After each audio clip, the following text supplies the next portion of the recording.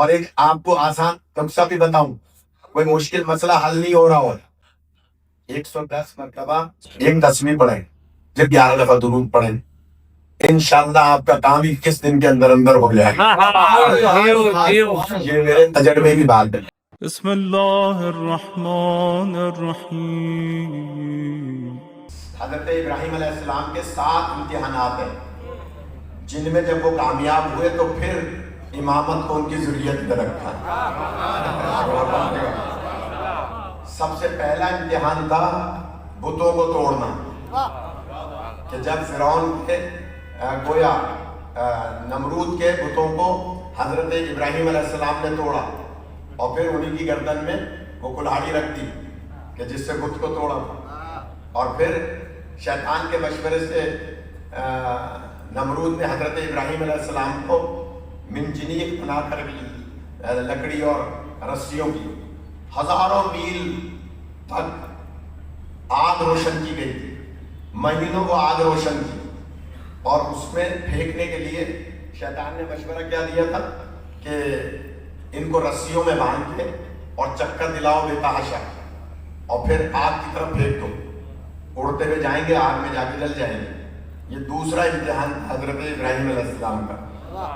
اگر تھک نہیں ہے تو ایک مثال دینا چاہ رہا ہوں۔ حضرت ابراہیم علیہ السلام آگ کی طرف جا رہے ہیں اڑتے ہوئے، راستے میں جناب جبرائیل امین آئے اور کان میں آ کے کہا کہ اے خلیل خدا، کوئی حاجت ہے، کوئی پریشانی ہے، حاجت ہے؟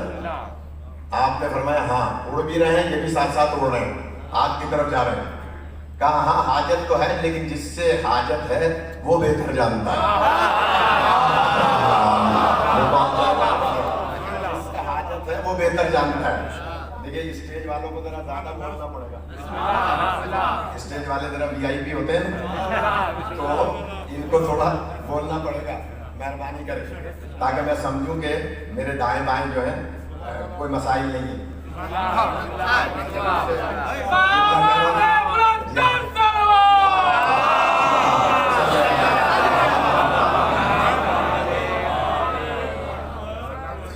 فرش اعضاء پہ سب ایک ہیں، یہ تو میں ان کو آمادہ کرنے کے لیے کہہ رہا ہوں، کوئی یہ نہ سوچے کہ بھائی اس دروازے پہ جو بھی آتا ہے وہ حور بن جاتا ہے۔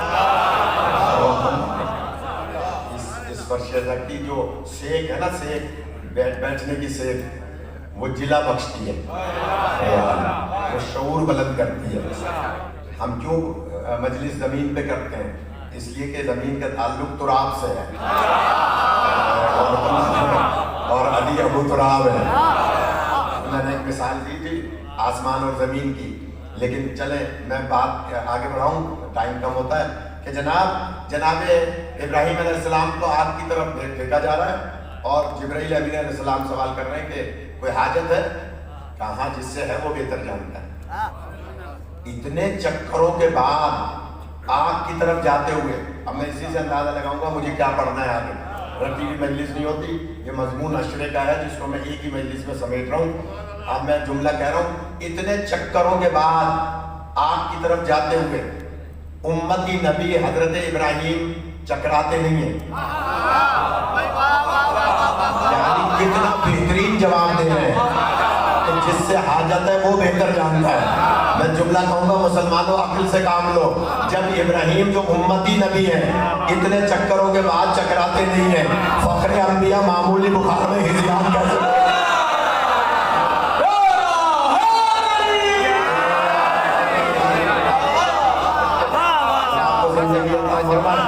معمولی بخار میں نعوذ باللہ ہذیان بولیں گے، نعوذ باللہ نقل کف نباشت، اور حضرت ابراہیم علیہ السلام جا رہے ہیں۔ عجیب و غریب روایت ہے، نمرود کی بیٹی رازا، اس کا نام تھا رازا، وہ اپنی چھت پہ کھڑی تھی بالا خانے پہ، وہ پکار کے کہتی ہے اے ابراہیم، یہ میں کیا دیکھ رہی ہوں؟ یہ آگ گلزار ہوگی اور پھولوں کا تخت سجا ہوا ہے اس آگ کی جگہ، اور وہاں میں کوئی پہلے سے نورانی شخصیت بیٹھے ہوئے دیکھ رہی ہوں۔ غور کیجئے گا، یہ نورانی شخصیت کا پتہ نہیں چلا، لیکن جب مولا کا ہم نے ایک خطبہ پڑھا تو مولا فرماتے ہیں میں ہی تو وہ ہوں جس کی وجہ سے آدم کی توبہ کو قبول کیا گیا اور ابراہیم کی آگ کو گلزار بنایا۔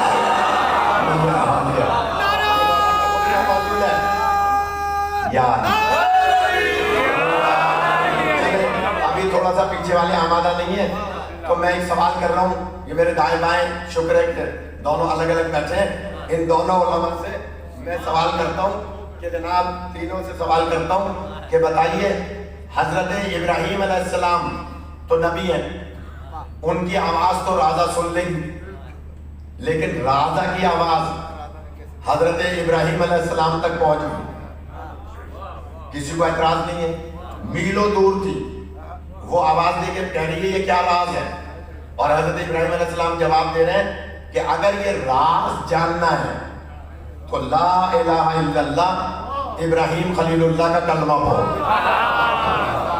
اب میں جملہ کہوں گا، اگر کوئی ناراض ہو تو بے شک ہو جائے۔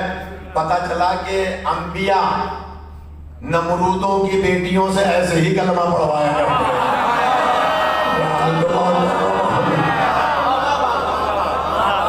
جو پہنچ جائیں وہ پہنچ جائیں۔ کس طرح سے کلمہ پڑھوایا کہ حضرت ابراہیم فرماتے ہیں کلمہ پڑھو۔ باپ ہے نمرود جو اپنے آپ کو خدا کہتا ہے، اور رازہ وہاں بیٹھی بھی کلمہ پڑھ رہی، لا الہ الا اللہ ابراہیم خلیل اللہ۔ جیسے ہی کلمہ پڑھا رازہ سے کہا اڑتی بھی آ جاؤ۔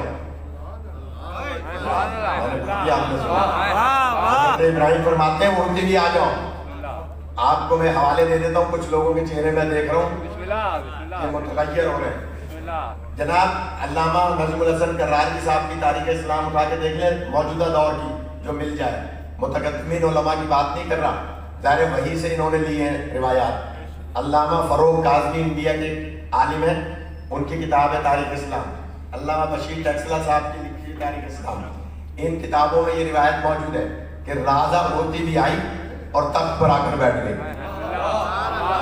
اب میں آپ سے ایک سوال کر رہا ہوں کہ جناب رازہ ابراہیم علیہ السلام کی آواز پر اڑ کے آ سکتی ہے، علی مدینے سے خیبر نہیں آ سکتا؟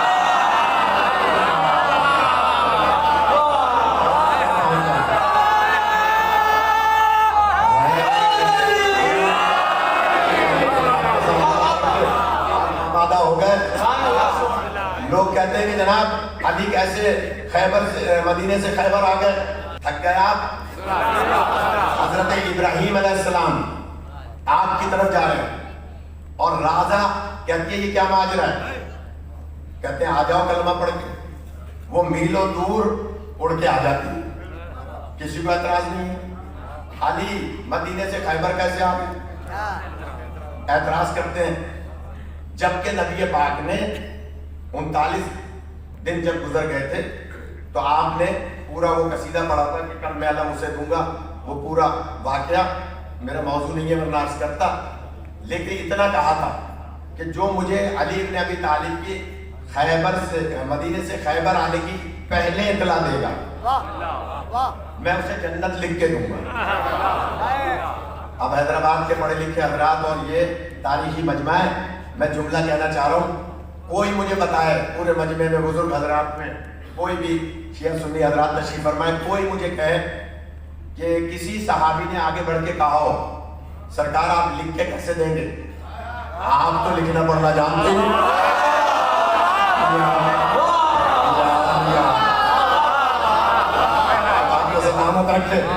بھائی آپ کہتے ہیں نا امی کی معنی ان پڑھ، وَالَّذِي وَعَصَ فِي الْأُمِّيِّينَ رَسُولٌ مِّنْهُمْ يَتْلُو عَلَيْهِمْ آيَاتِهِ، یہ ہے نا سورہ جمعہ کہ جناب امی کی معنی نعوذ باللہ ان پڑھ، مسلمان کہتے ہیں کہ امی کی معنی ان پڑھ ہے، تو جب رسول پاک ان پڑھ ہے نعوذ باللہ آپ کے بقول اور لکھنا پڑھنا جانتے نہیں ہیں تو جنت لکھ کے کہاں سے دیں گے؟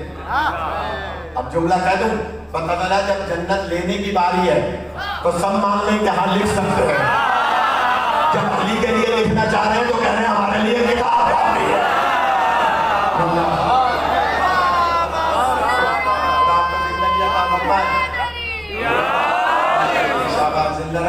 کہ جناب نبی فرماتے ہیں جو مجھے علی کے آنے کی سب سے پہلے اطلاع دے گا میں اسے جنت لکھ کے دوں گا. واہ واہ. سارے صحابہ نہ ہو تاریخ میں ذمہ دار مدینے کی طرف دیکھ رہے ہیں کہ علی آئیں گے. ہم سرکار سے کہیں گے ہم نے دیکھا پہلی نگاہ میری پڑی ہے, لہٰذا لائیے مجھے جنت لکھ کے دیں.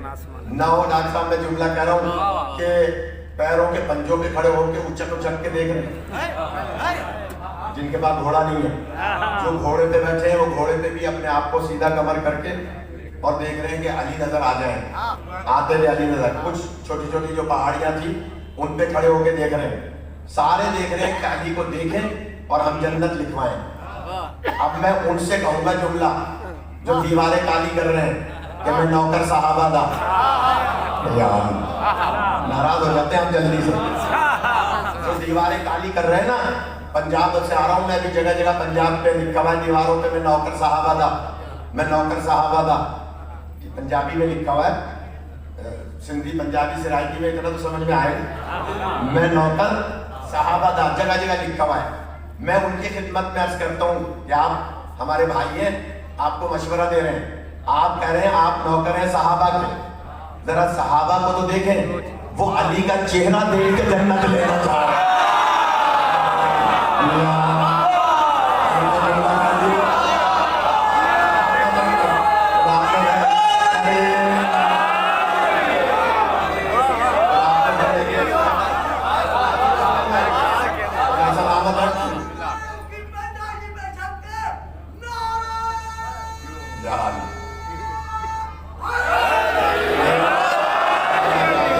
سلامت رکھے, خدا زندگی عطا فرمائے. کہ صحابہ اچک کے دیکھ رہے ہیں, جو پہلے علی کا چہرہ دیکھے کہا کہ جنت لے گا. تو تم جن کے نوکر ہو ان سے تو پوچھو جنت کیسے ملتی ہے. وہ تو چہرہ دیکھ کے جنت لینا چاہ رہے ہیں. جناب سلمان فارسی آسمان سے کہا ہے میں نے, آسمان کی طرف دیکھ رہے ہیں. ایک مشہور صحابی, نام نہیں لوں گا میں, ایک سازش کے تحت یہ کہا جا رہا ہے کہ اگر کسی کا بھی نام لے لیا تو ایف آئی آر کر جائے گی. اور فرما رہے لہذا باقاعدہ پلاننگ ہے, ہم سمجھتے ہیں. ایک مشہور صحابی آئے جناب سلمان فارسی کے پاس اور کان میں کہنے لگے سلمان سارے تو مدینے کی طرف دیکھ رہے ہیں, آپ آسمان کی طرف کیا دیکھ رہے ہیں؟ سٹیا گئے. سلمان کہتا ہے یہ تمہاری بات پرانی عادت ہے.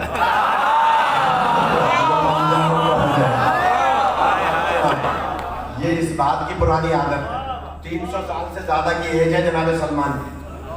اس وقت 310 یا 312 سال کی ایج تھی جب یہ بات ہے. لہذا وہ کہتے ہیں تم بوڑھے ہو گئے ہو, سٹیا گئے ہو. علی آئیں گے مدینے سے, ان کی آنکھوں میں آشوب چشم ہے, تو وہ مدینے سے آئیں گے, یہ آسمان پہ کیا دیکھ رہے ہو؟ تو سلمان اس کے کان میں جواب دیتے ہیں یہ راز اگر میں نے تمہیں بتا دیا تو جنت تو تم لے لو گے.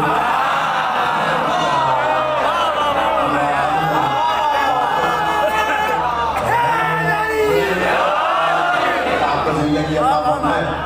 یہ راز اگر میں نے تمہیں بتا دیا تو جنت تو تم لے لو گے. تم اپنا کام کرو, مجھے اپنا کام کرنا. سارے کے سارے مدینے کی طرف دیکھ رہے ہیں, سلمان آسمان کی طرف دیکھ رہے ہیں. اللہ صبح فجر سے پہلے آسمان سے ایک ستارہ آتا ہوا دکھائی دیا. نہ وہ روایت میں ذمہ دار ہوں, میرے سر پہ امامہ ہے, ادھر ادھر کی روایت نہیں پڑھوں گا.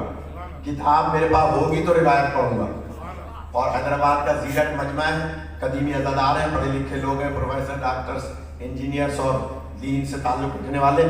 فرمان شاہ نے جیسا یہ مجمع جمع کیا ہے, خدا ان کو سلامت رکھے. یہ جناب ان کے بزرگوں کے درجات بلند ہو. جملہ کہہ رہا ہوں, جناب سلمان آسمان کی طرف دیکھ رہے ہیں اور دوڑتے ہوئے آئے. سرکار وہ علی آ رہے ہیں.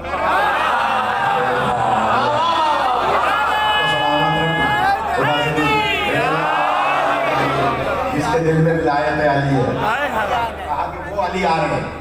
سلمان نے جیسے کہا, سرکار نے اوپر دیکھا, کہاں ہے تو علی. میں ذمہ دار ہوں, مگر سلمان تم نے کیسے سمجھا کہ یہ علی ہے؟ کہ سرکار آپ نے رات فرمایا تھا کل میں علم اسے دوں گا جو اللہ اور رسول کو دوست رکھتا ہوگا. چلے سنائی تمہیں یہ, کوئی ناراض نہ ہو. کل میں علم اسے دوں گا جو اللہ اور رسول کو دوست رکھتا ہوگا. اس کا مطلب ہے کل تک جو جاتے رہے وہ اللہ اور رسول کو دوست نہیں رکھتے.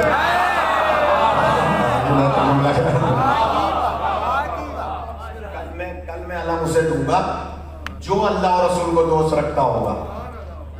پہلے کیا کہا؟ اللہ اور رسول جسے دوست رکھتا ہوگا. پھر فرمایا جو اللہ اور رسول کو دوست رکھتا ہوگا. اس کا مطلب ہے کل تک جو جاتے رہے یار. چلے چھوڑ دوں, میرا ڈر رہے. فرماتے ہیں کل میں علم اسے دوں گا جو کرار ہوگا. اس کا مطلب کل تک جو جاتے رہے وہ کرار نہیں. اب آخری جملہ سن لیں اس بات کا کہ کل میں علم اسے دوں گا جو مرد ہوگا.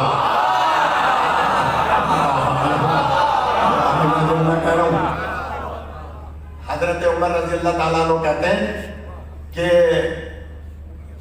علی ابن ابی طالب کو جو سینکڑوں فضیلتیں اللہ نے عطا فرمائی, ان میں سے 3 اور ان 3 میں سے ایک بھی مجھے مل جاتی تو میرے زمین و آسمان کے لیے کافی تھی, قیامت تک کے لیے کافی تھی. کیا فرماتے ہیں؟ اب بھی کوئی کاٹے تو کاٹ دے. میں جملہ کہہ رہا ہوں کہ جناب اتنے ادب سے نام لے رہا ہوں.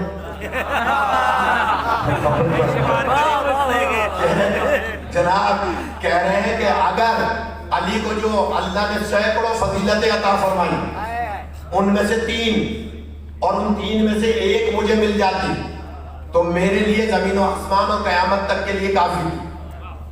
آپ تو نہیں پوچھ رہے, دوسرے صحابی نے پوچھ لیا کہ بھائی وہ کون سی 3 فضیلتیں؟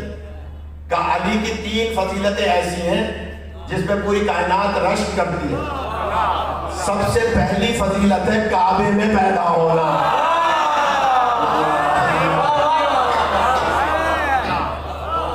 سب سے پہلی فضیلت ہے کعبے میں پیدا ہونا.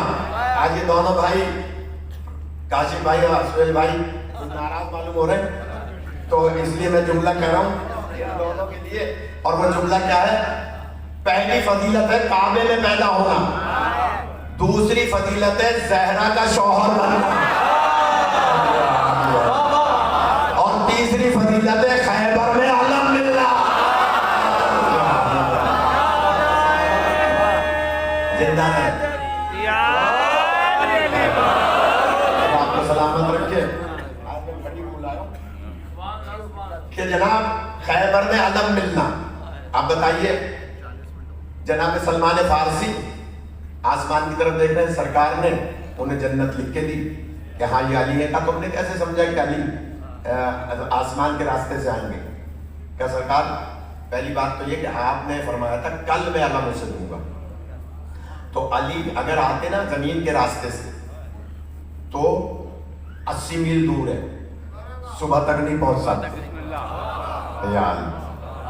علی یقیناً آسمان کے راستے سے آتے کیونکہ وہ منبر پہ بار بار کہتے ہیں کہ میں زمین کے راستوں سے آسمان کے راستے بھیج رہا ہوں. تو چھپکلی پھونک دے رہی تھی حضرت ابراہیم علیہ السلام کی آگ کو بھڑکنے کے لیے. اور ایک مینڈک محب اہل بیت ہے, اس کو مارا نہیں کریں. چیونٹیاں محب اہل بیت ہیں, ان کو جان بوجھ کے نہیں مارا کریں. جن کی اولاد نہیں ہو رہی ہوتی نا, اس کی ایک وجہ یہ بھی ہوتی ہے کہ اس نے یا اس کی زوجہ نے چیونٹیوں کو جان بوجھ کے مارا ہوتا ہے. جو چیونٹی کو جان بوجھ کے مارتا ہے وہ پہلی بد دعا یہ دیتی ہے کہ یا اللہ اس کی نسل منقطع کر دے. اور جو چیونٹیوں کو غذا کھلاتا ہے, چیونٹیوں کو گویا ان کو خوش کرتا ہے, چیونٹی پہلی دعا یہ دیتی ہے کہ اللہ اس کی نسل میں اضافہ فرما.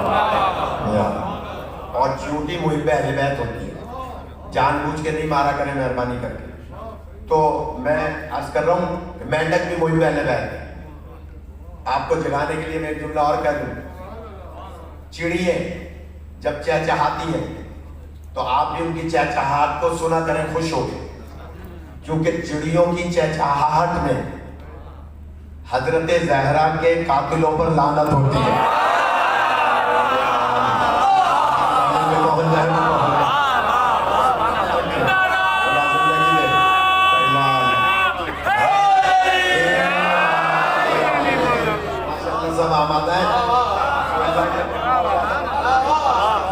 کہ جناب چڑیے چہچہاتی ہیں تو بیوی کے قاتلوں پہ لعنت کرتی ہے. اور ایک آپ کو آسان نقصہ بھی بتاؤں, کوئی مشکل مسئلہ حل نہیں ہو رہا ہو تو صبح کی نماز کے بعد 3 کام کریں. کوئی بہت مشکل مسئلہ ہے, جو جائز مسئلہ ہے, حل نہیں ہو رہا, فائل لگی گئی کسی افسر کے پاس, آپ کو ترقی نہیں دے رہا, مانگ رہا ہے پیسے رشوت. آپ میں سے کوئی ایسا نہیں ہوگا کہ جو کسی کی فائل دبائے. انشاءاللہ اس مجمع میں تو کوئی نہیں ہوگا انشاءاللہ. پیچھے سے کوئی کہہ رہے بہت ہے. نہیں, انشاءاللہ محبان اہل بیت کوئی بھی کسی کی فائل نہیں دباتا. میں جملہ کہہ رہا ہوں کہ جناب اگر کسی کے ہاں, کسی ناسبی کے ہاں آپ کی فائل دبی ہوئی ہو اور وہ بغیر کسی لیے بغیر آپ کی ترقی نہ دے رہا ہو یا آپ کا جائز کام نہ کر رہا ہو, صبح کی نماز کے بعد 11 مرتبہ درود, 11 مرتبہ سورہ علم نشرم, 110 مرتبہ سورہ اخلاص, 1 تسبیح کنفس پہ لعنت. یار کیا آئندہ بھلے فرمان شاہ نہ پڑھائیں, لیکن نہیں تو میں نے اب سنا ہے کیا کنفس پہ لعنت. کاف, قلم والی کاف, نون فا زا, کنفس پہ لعنت. 1 تسبیح پڑھیں, پھر 11 دفعہ درود پڑھیں. انشاءاللہ آپ کا کام 21 دن کے اندر ہو جائے گا. یہ میرے تجربے کی بات ہے. کام جائز ہونا چاہیے اور آپ کا حق ہونا چاہیے. یہ نہیں کہ کسی اور کا حق ہو اور آپ کہیں نہیں مجھے مل جائے, تو نہیں ہوگا. آپ کا حق بھی ہو, جائز بھی ہو. یہ پڑھیں تسبیح, پنجگانہ نماز پڑھتے ہو, جھوٹ نہ بولتے ہو, حرام نہ کھاتے ہو, اہل بیت کے دشمنوں سے دوستی نہ رکھتے ہو. یعنی یہ 3 کام پہلے ہو, یعنی جھوٹ نہ بولتے ہو, حرام نہ کھاتے ہو, اہل بیت کے دشمنوں سے دوستی نہ رکھتے ہو, اور اس کے بعد یہ تسبیح پڑھیں, آپ کا کام ہو جائے گا. یہ کنفس کون ہے؟ یہ کنفس وہ ہے کہ جس نے بیوی کا دروازہ جلانے کے بعد باقاعدہ پیر مار کے اور بیوی کے اوپر اس دروازے کو گرایا تھا. سب سے زیادہ بیوی, اور بھی بہت سارے تھے, میں نام نہیں لے رہا, لیکن بیوی سب سے زیادہ خوش ہوتی ہیں اس پہ لعن کرنے سے, اور چڑیاں سب سے زیادہ اسی پہ لعن کرتی ہیں. اور بیوی کے قاتلوں پر چڑیاں جب چہچہاتی ہیں تو لعن کرتی ہیں. لہٰذا ایک کتاب ہے مولانا, یقیناً آپ کے پاس ہوگی, علماء کے پاس, تہذیب الاسلام. مولا حسین علیہ السلام کے فرامین اس میں بہت زیادہ ہیں اس قسم کے معاملات میں. تو یہ کتاب بھی ہر گھر میں ہونی چاہیے. تو بات لمبی ہو گئی. تو مینڈک جو ہے وہ پھونک دے رہا تھا منہ میں پانی لے کر, اور ذرا سا پانی پھینک رہا تھا حضرت ابراہیم علیہ السلام کی آگ کی طرف کہ آگ بجھ جائے. اللہ نے کہا فرشتے سے, اس سے جا کے پوچھو تمہاری اتنی سی منہ میں جو ذرا سا پانی آ رہا ہے, اس سے اتنی بڑی آگ بجھ جائے گی؟ فرشتہ آیا, کہنے کہ اتنی بڑی آگ اتنے سے پانی سے, جو ذرا سا پانی ہے, مینڈک کے منہ میں کتنا پانی ہے, یہ بجھ جائے گی؟ مینڈک نے کہا یا سردار ملائکہ, میرے اس پانی سے بجھے یا نہ بجھے, میرا شمار تو محبت کرنے والوں میں ہو.